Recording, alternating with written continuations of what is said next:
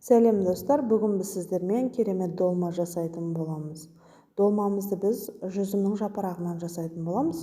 Ол үшін жүзімнің жапырағын алдын ала жұлып теріп, және бір шайып тазалап, ыдысқа салып, үстінен қайнаған ыстық суды құямыз. Әрине, әркім әртүрлі қалыппен жасайды, біреулер шикі күйінде орайды, бірақ мен өзім ыстық суға құйып, жібітіп жасағанды жақсы көремін, себебі ораған кезінде ол сынбайды, ал шикі күйінде жасасақ жапырақтарымыз сынып үзіліп кетуі мүмкін. Алдын ала ет өткізгіштен өткізіп, тұз, бұрыш және пиязды майдалап турап, фарш дайындап аламыз. Сол дайындап алған қоспамызды жүзімнің жапырақтарының ішіне салып, долмамызды орауға кірісеміз. Әркім өзінің қалаған пішініне орауға болады. Мен өзіме сопақша қалып ұнайды. Сол себепті мен сопақша қалыпқа салып орап жатырмын.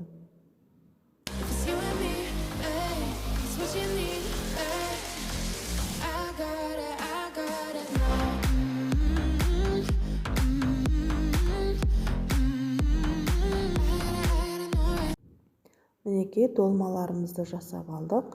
Енді қазанға орналастыра бастаймыз. қазанға әркім қалаған майын құюға болады, сұйық май құюға да болады. Мен ет ауқаттардан қалған майды тастауға обалсынып, тоңазытқышқа салып сақтаймын. Сол майдан салатын боламын. Және үстіне аздап бір дана пиязды турап үстіне саламыз.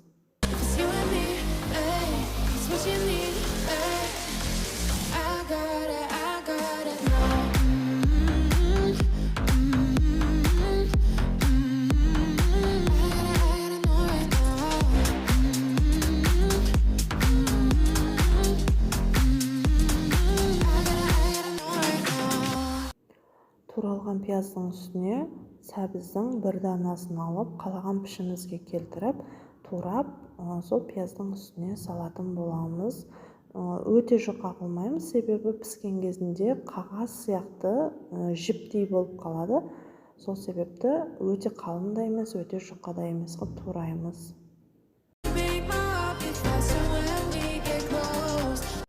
Туралған сәбіздің үстіне дайын долмаларымызды жақсылап орналастырамыз. Оның бетіне картопты өзіміз қалаған пішінде, өте жұқа емес, жұқа қылсақ езіліп кетуі мүмкін, өте қалың да қылмаймыз.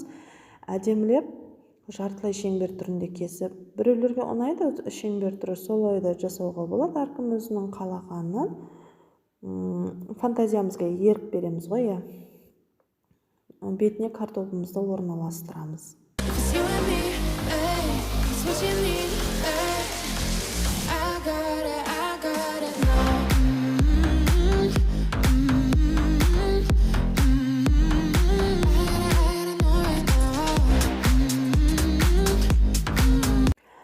Долмаларды орналастырып, картопты төсеп болғаннан кейін үстіне қалған екінші дана пиязымызды турап, бетіне себеміз. Ешқандай су қоспаймыз. Сол себепті осы пияз, орам жапырақтарды көптеп қоссақ, өзінің суы бөлініп шығады. Өзінің суымен өте дәмді болады.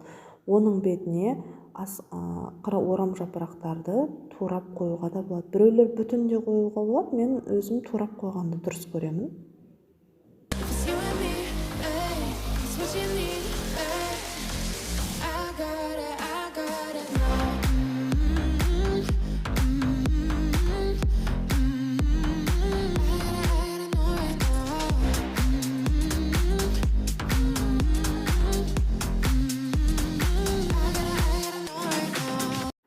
Мінекей, орам жапырақтарымызды орналастырып болдық. Оның бетіне аздап бұрыш, тұз, дәмдеуіштерді қосуға болады, түрлі лавр жапырағын дегенде.